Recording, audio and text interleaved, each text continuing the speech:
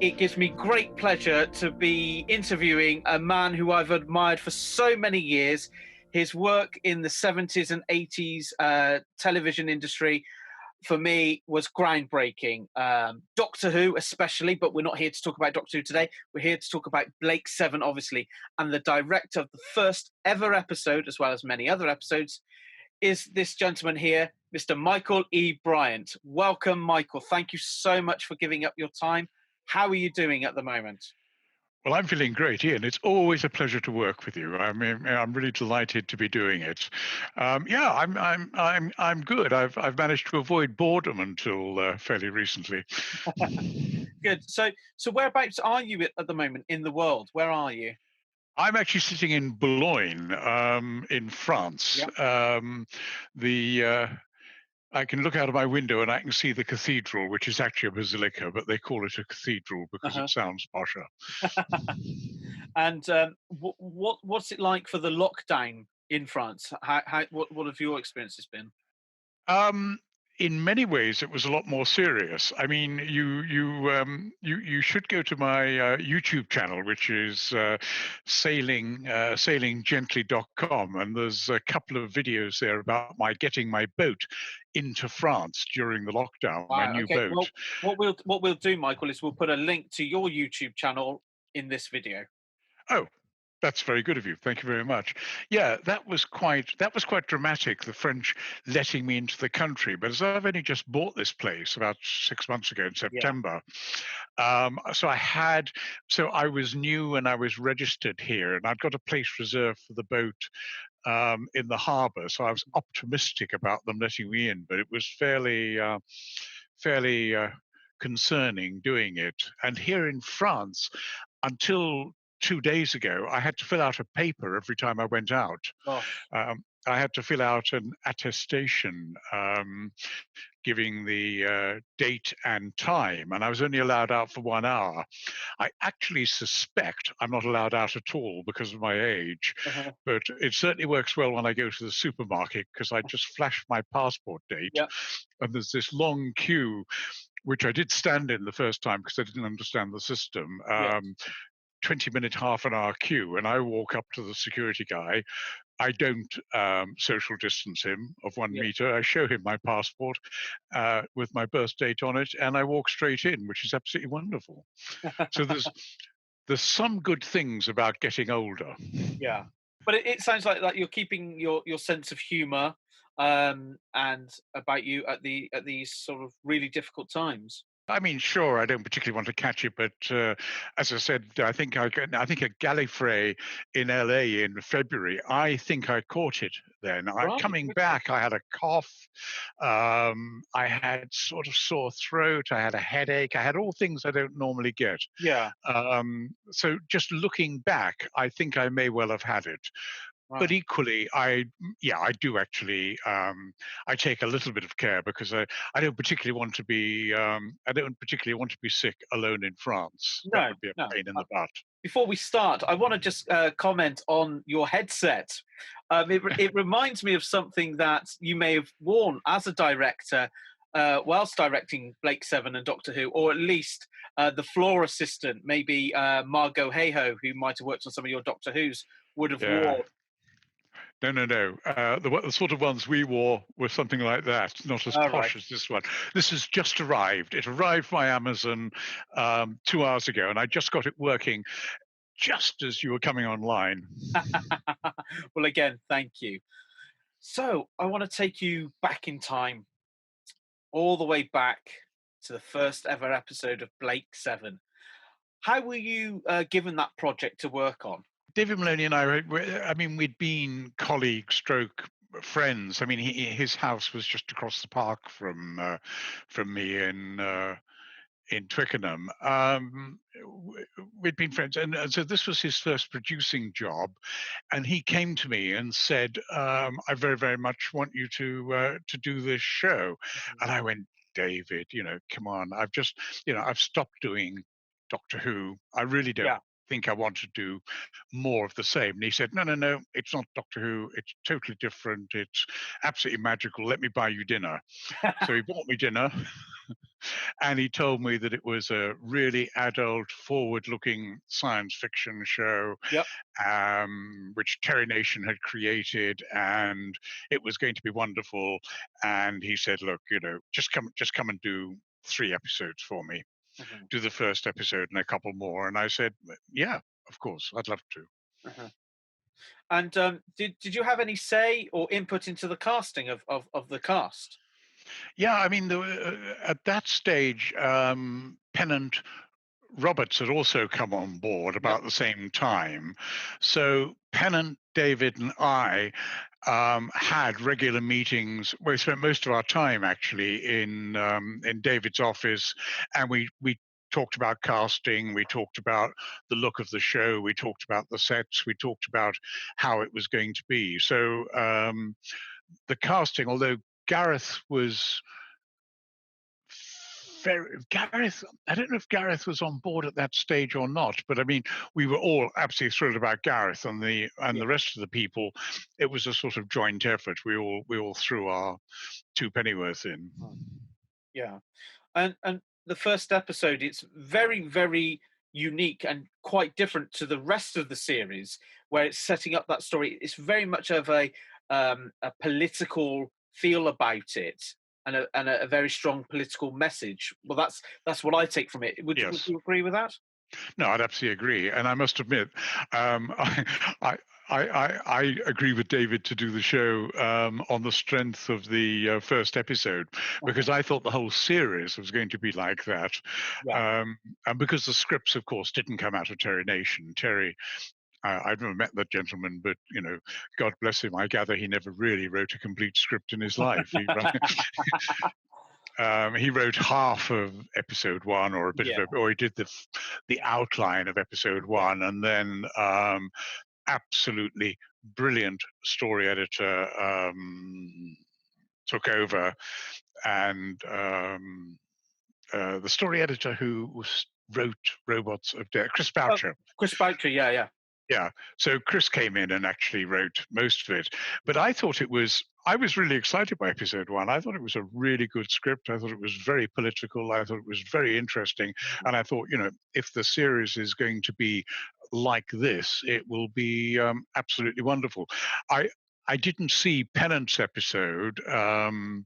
Oh, because I think Penance wasn't written at that stage, Right. even though it was in fact recorded first. But I went into the studio, I went to Penance studio Mhm. um, to watch his recording, and saw a totally different show being made from Yeah. the one I was planning. Mhm. So, because there's also a theme in the first episode, which, if you blink, you miss it, where the Federation are trying to work out how they can disgrace Blake, and they accuse Yes. him of being a child molester. And for me, when I watched it, and I've watched the first episode again and again, um, it's that sticks out, and I'm like thinking, my gosh, that would I can't think of any other show where your lead character has been accused of something like that. It's done very, very slightly and very subdued, and Was never not talked the about was again. not the court scene? Was Yeah, not the court scene? It was about that, wasn't it? yes, With the yeah, I tell you something interesting about that. I mean, you're right. It was a quite brave piece of storytelling, really. Quite interesting. I didn't quite believe the balls in front of the lady who is the judge, yeah, which balanced out whether he was yeah, guilty or innocent or not. There is talk There is talk, I think, in the British justice system of actually having a magistrate type system where the elements are actually weighed up on a computer, and a computer makes the final decision by judging it out.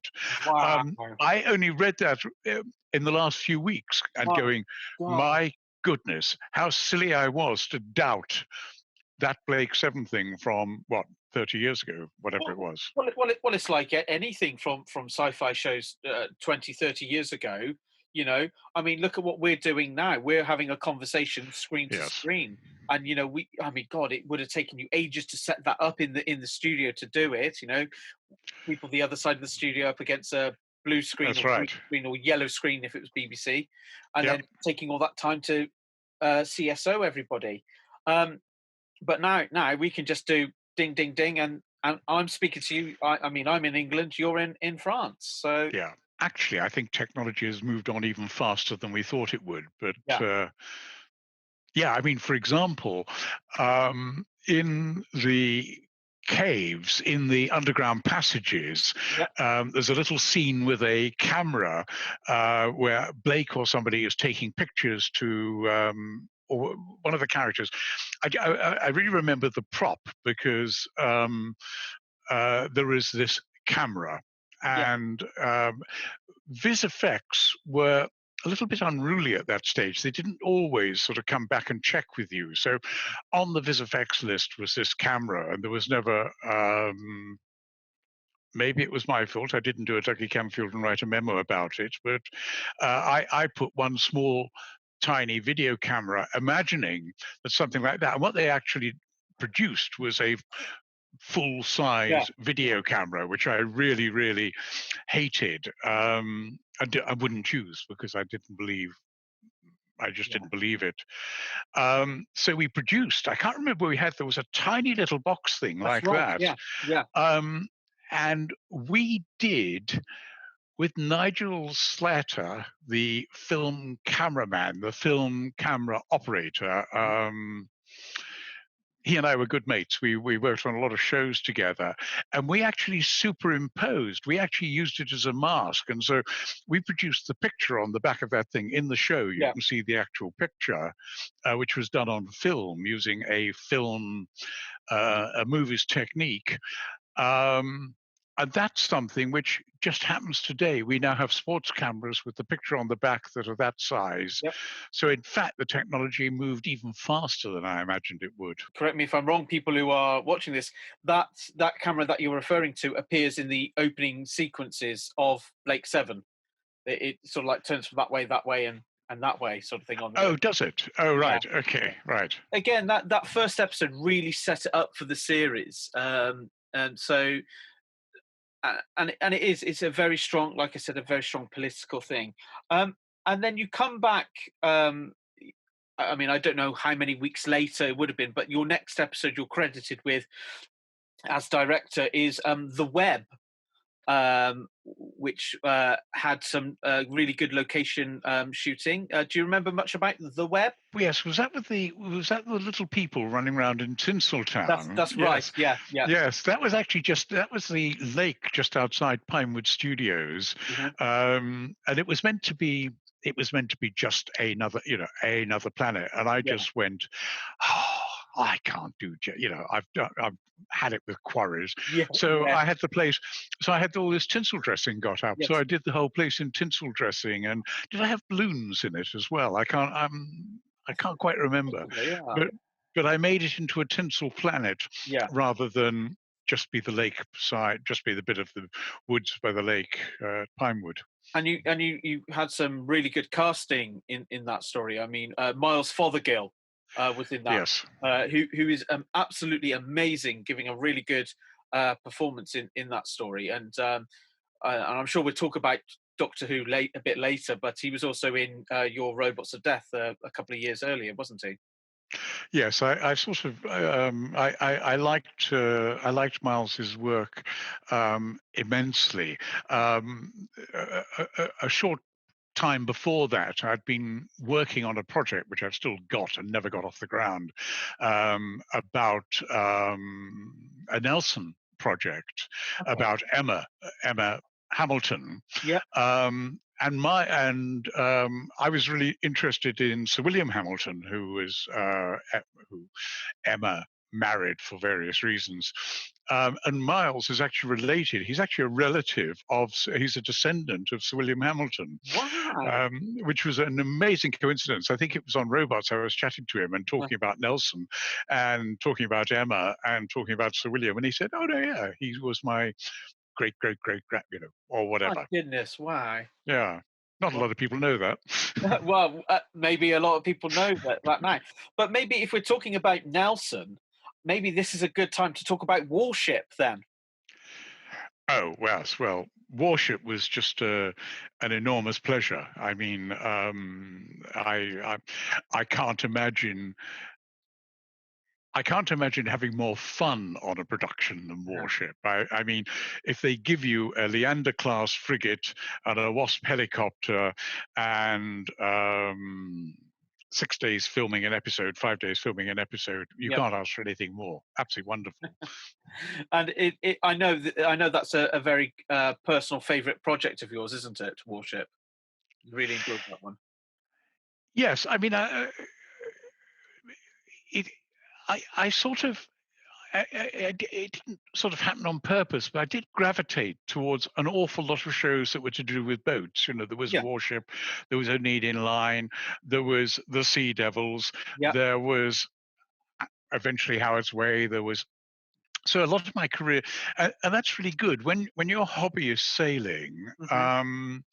When your hobby is sailing and you know a bit about navigation and you know a bit how boats work, it really does help when you walk into those situations. I just switched off for the here. I get a lot of my movies on Netflix are Yep. French because I'm here in France, Mhm. and there was one set in an aeroplane, which looked to be quite a good idea. But when they sat the captain in the right-hand driving seat of this jetliner, I just stopped watching because I thought if they can't even work out where the captain of an airplane sits, which of the two seats, Yeah. I don't think I want to be bothered with this No. show. No. So, in a way, no, I think what I'm trying to say is that if for example, I knew how to use the fort in Warship. There's Yeah. the ship going past an iceberg. There's one set in so I needed an iceberg, and we were basically filming in the Solent. So I'd used one of the forts for the Sea Devils, Hmm. and I don't think it was the same fort, but it was another fort, which is in the main entry channel, the deep channel in. Right. So I landed on that, took the snow machine that we used on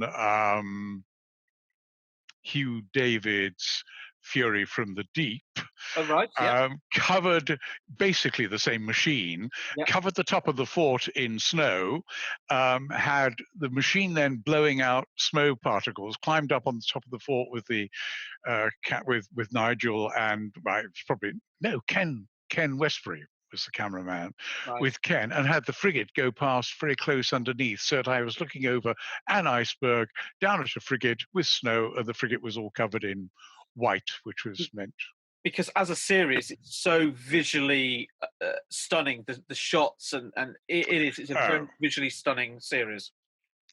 marvelous series. I was really sad that Brian Marshall left it because I just thought he was the archetypal captain of a frigate. I Yeah. was sad that he went to Australia, I think, and I thought that was a great shame. Actually, no, there's a story about that. Do you want the story? Yeah. Please do. Yeah. Yeah. Absolutely. We were at a party at Ian McIntosh's house, an end of series party, and I was there. Well, I was there, and the other directors were there, and Brian was there. And Brian came to me and said, "Listen, my pay on the last series was absolutely crap. Do you reckon I'd be okay to ask for a rise?" And I went, Brian, you were brilliant in this show. I mean, you really were so good. I would if I were you. And he Yeah. went to Ian McIntosh and asked the same question. And Ian said, "Yeah, of course.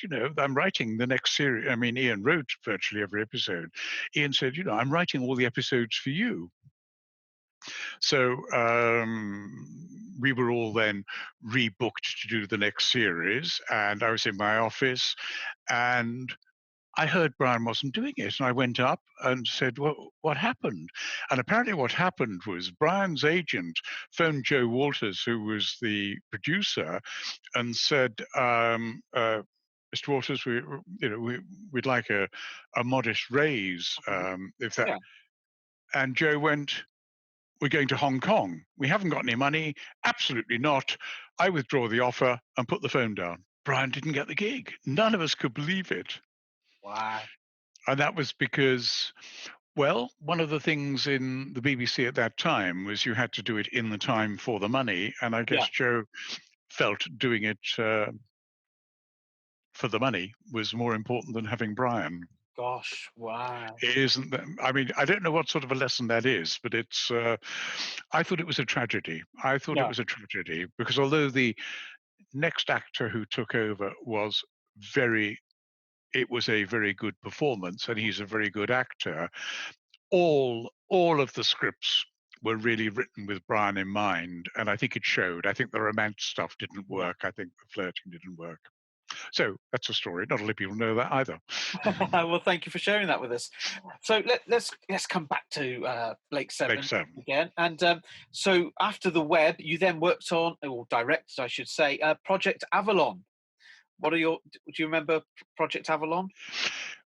Project Avalon, I remember as being the shot where I had the lady take, very pretty lady take, what was her name? Everybody will be shouting at the screen right now.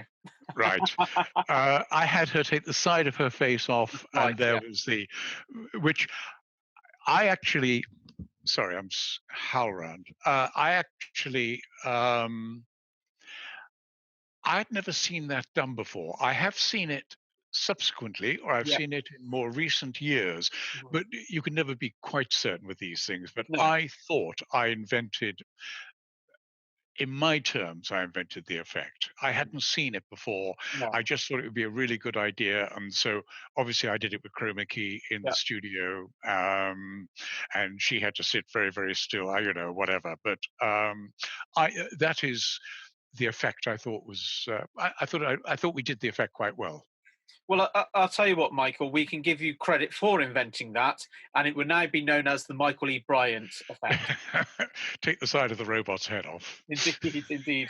I don't know if you know this, but the character of Avalon uh, was used for Big Finish's 40th anniversary box set on audio. Did you know that?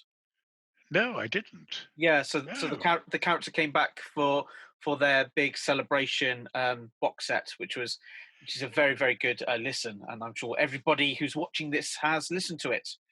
So so there we go. But Yeah, I don't think I've seen those. I did see The Way Back yeah. in the last sort of 5 or 6 years, but I don't think I've seen the others Yeah. since. Mhm. And then after Project Avalon, you worked on Deliverance. Do you remember Yeah, that? Deliverance was, I'm pretty sure that that was the one David decided. Deliverance was about episode 6, I Mhm. think, and David was actually decided that David had inked himself in to direct it, because he didn't want to just be a producer, he wanted to keep his hand in as a director. Yeah. And he went off and did the location filming of it, and then just realized that it was too much. It was just too much to be directing a show and trying to produce all the other episodes at the same time. Yes. And so he called me and said, would I do the studio? So I did the studio. Hmm. And what I remember, Tony Conter, I think, Yep. played one of the main new characters in it. And And you'd used, sorry to jump in. You'd used Tony in one of your Doctor Who's, hadn't you? yes, yeah, no, I'd used Tony lots of times. I worked with Tony a lot. I even ended up doing EastEnders with him already in it. Yeah. And Um, Roy. Yeah. yeah, yeah, I remember doing the shot. We had, I thought it worked quite well. Although I haven't seen it recently, so I may be disappointed. But from memory, he was in a little two-man spaceship. I quite like the idea of a two-man spaceship, Yes. and so that was sat on the studio floor with blue cloth all the way around it, Yep. and blue cloth on the backing, and blue cloth absolutely everywhere. And then I used the mole crane Hmm. to do a sort of high shot long, long way and then come zooming in right up to the thing and then going so close, so to make the thing look as if it was moving towards us. That was it, to look as if it was moving towards the camera, Yeah. and then go so closely past the windows of the two-man spacecraft that you could actually see you could recognize the actors inside. Yeah. Um, uh, my memory of it, it worked quite well because I'd also done the same thing in a way with Robots of Death, inserting the screen. I was quite Yeah. keen on trying to look at things from the outside in rather than the inside out. Yeah, and it works really, really well. Remembered something about Project Avalon. So going back a story, it was Yeah, also the first time we see Glynis Barber in Blake Seven, but as a completely different character, as one of the mutoids. that's right. In fact, I think I gave Glynis her very, very first television job. I think you're right. Yeah, I think that was her first television job doing that. yeah. And then she went on to fame and fortune. She appeared in a movie that I made with my production company that was called Lingering Films, called Tangier. She played in that, Uh-huh, and then I got called into Thames Television one day. uh-huh. Um, some time later, and the head of drama, I thought, oh, they're going to offer me a series. And what they wanted to know was what was my impression of Dennis Barber, and did they think that did I think she was good, and did I think she was confident, and did I enjoy working with her? Wow. And so she got the job doing Dempsey and Yep, Makepeace, yep. So and I didn't get a job directing it. even though, and you'd sort of like vouched for her as well. Oh, absolutely, yeah. Gosh, gosh. Well, why not? I mean, she's a very clever actress. Yeah, Very absolutely. clever lady. She also ended up doing Emmerdale, I think. I did a lot of Emmerdales in my time, Yeah. although I don't think I did that with her. She also did EastEnders, but that was more in the last sort of 5, 10 years sort of time. At Oh, yeah, I don't. It's not a show I watch, actually. It's not. indeed, and on if you look yourself up on IMDb, and this is something I wanted to clarify. It sort of gives you a co-credit, or it says not credited, but for working on the last story of season one called Aurak. Did you work on that one? Oh, well, maybe Aurak was the deal. I do. You could work out which ones were the ones I was booked to do because I contracted to do three episodes, and there were Yep. three directors, which was me, Pennant, and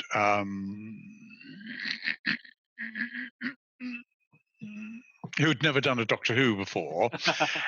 Dougie Canfield came in and did one. Yep. So I did an episode, then Pennant did an episode, then Via directed. hmm? Via Lorimer. Veer. Yeah, Veer Lorimer. Then Veer did one. Then I think Dougie did one. Then Yep. I would have done another one. Then Pennant would have done another one. Then Veer would have done another one. Then I did a third one, which so Yep. maybe Aurak was, or maybe I just took over David's and then we tacked Yeah. Aurak onto the end. Possibly. Yeah. Yes. Ah, well, there we go. So you sort of you did work on that. Well, oh, I did work on that.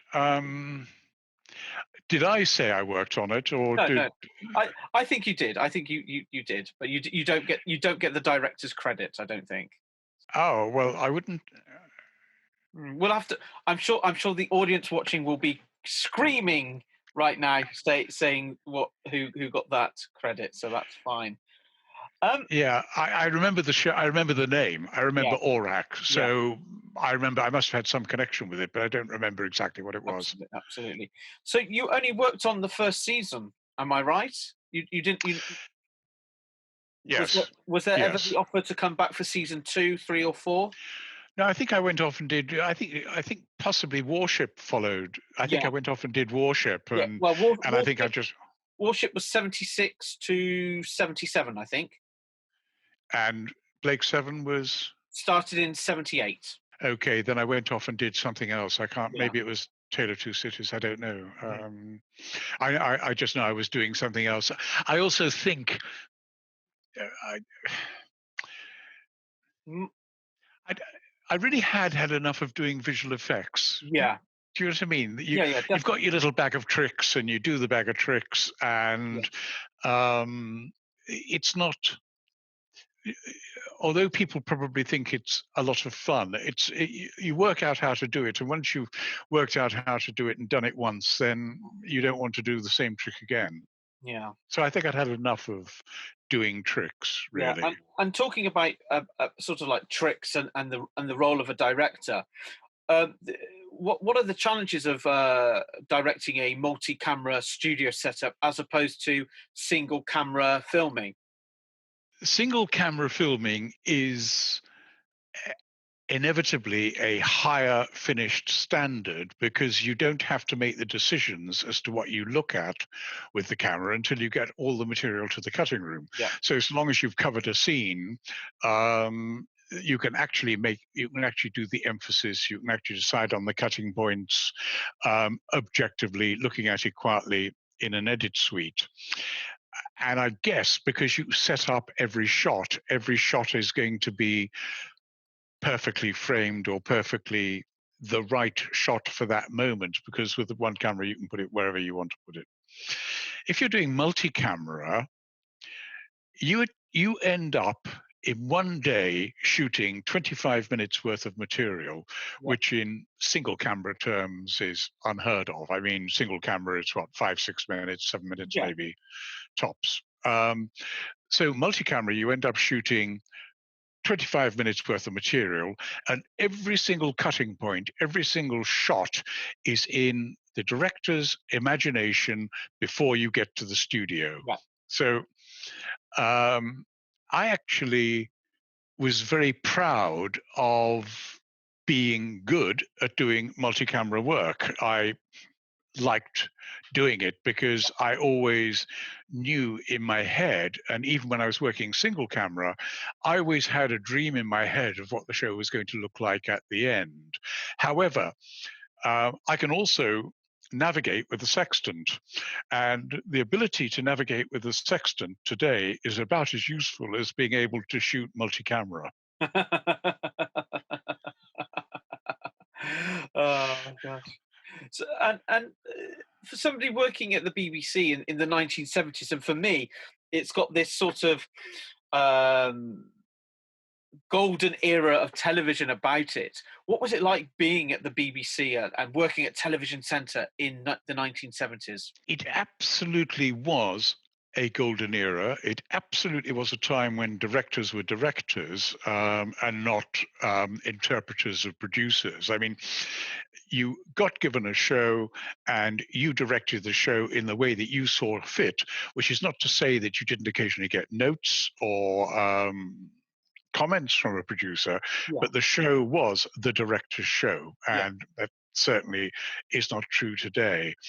I've only just realized, because I've been doing a couple of things for Blu-rays. There's a whole load of Blu-rays coming out, um, and doing that, I was looking back at, if you were good at your job Yep. and you were successful, Which you it were was, and are. which I was. I was good at my job, You and I was, really were. and I was, I was a pro. I was a pro television director. Yeah. I could direct more than traffic. Um, if you were that and your shows were successful and you had something to offer, then it was magic because you got Yes. offered the most wonderful jobs. If you weren't, you didn't work. Yeah. You ended up being an estate agent, or you ended up being An anything accountant. Yeah. but a director. It was actually very hard. Even if you were on the staff, there Yeah. were staff directors Uh-huh. who went on furlough Yeah. and did the garden for 6 months or Yeah. 9 months. Yeah. And that's why the BBC stopped having staff directors. Yeah. They stopped having the job vacancy because producers had the right to select directors. That was the Yeah. system. And they weren't obliged to employ staff directors. And there were staff directors around who never worked, who Yeah. just never, virtually, who Was never it, worked. wasn't that what the BBC brought out called Producer's Choice or something like that? Yes, I seem to have vaguely heard that. Yeah. But it absolutely was the fact the producers had the right to employ whoever they wanted to as a director. That was their function. So if you were an all singing, all dancing director, you had a wonderful, wonderful time. If you were anything less than that, you had a very short career, Yeah. and that meant being on the dole. So So you, it was actually quite tough. I didn't realize it at the time. It's only come to me in the last few months doing these Blu-rays that I've realized that that was the truth of it. yeah. It And was a tough place to be. is it nice to revisit your work?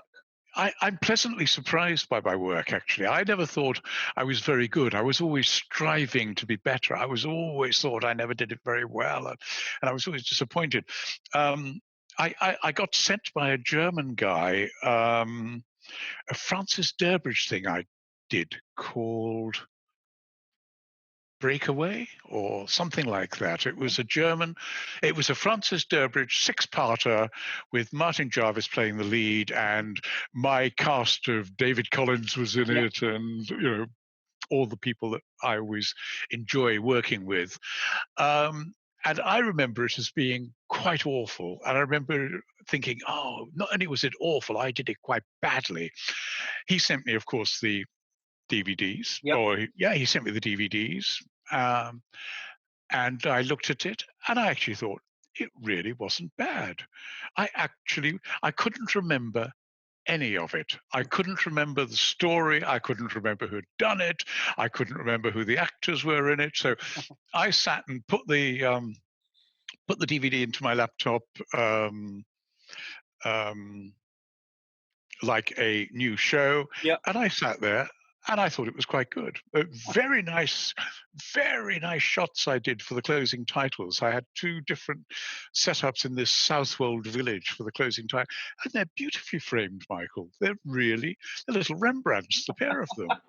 Um, and the set, I remember being disappointed in, Mhm. which had a sort of upstairs, downstairs, and the before it was just so much better than I remember. So, to answer your question, I am. I was quite surprised by Colony in Space. I remember Colony in Space as being awful. I remember being suicidal over Colony in Space when I'd finished it, thinking, God, it's so bad. Yeah. And somebody, for something or other, sent me the DVDs, and I watched that again not so long ago, and went, actually, it's all right.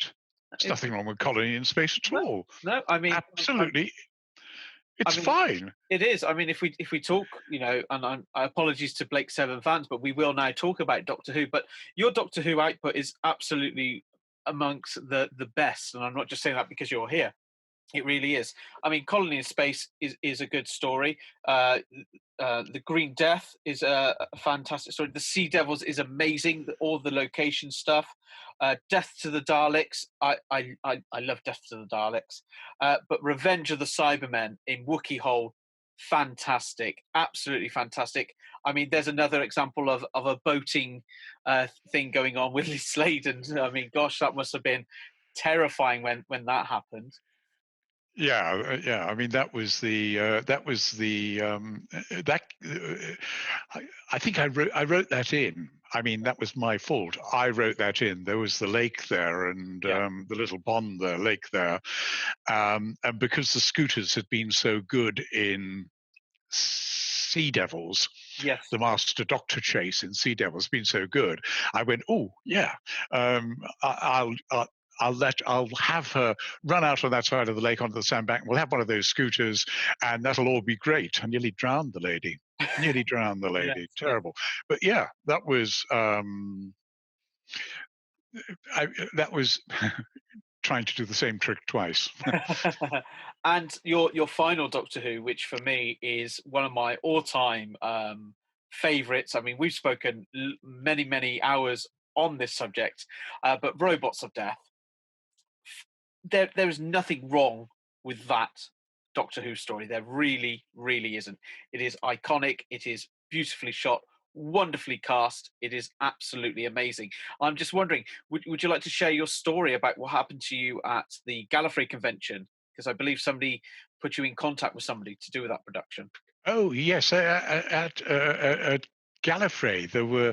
I mean, there's 2,000 fans there, 2,500, Yeah, 3,000 yeah, fans. It's huge, and there were three. There were not. I saw three robots of death yep, walking around, and this robot came up to me. Well, no, this robot was walking down the corridor, and so I walked up to this robot and said, "Look, excuse me, could I have my could I have a photograph? I actually directed this show, yeah. and I'd be awfully grateful if you let me have a photograph of myself with you." And he went, yes. And then later on, I was doing autographs, Yep. and another guy turned up who had got one of the original masks. Ah, okay. He'd actually got an original mask or an original mold. I can't remember Yep. which. And we chatted away and talked to it.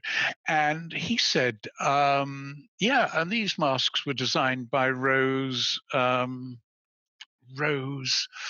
Oh, Well, I can't remember her name. you'll know who my charity is. Yeah, Anyway, he yeah, told me who signed by, and I went, "You mean it wasn't a designer. It yeah. wasn't visual. No, no, no.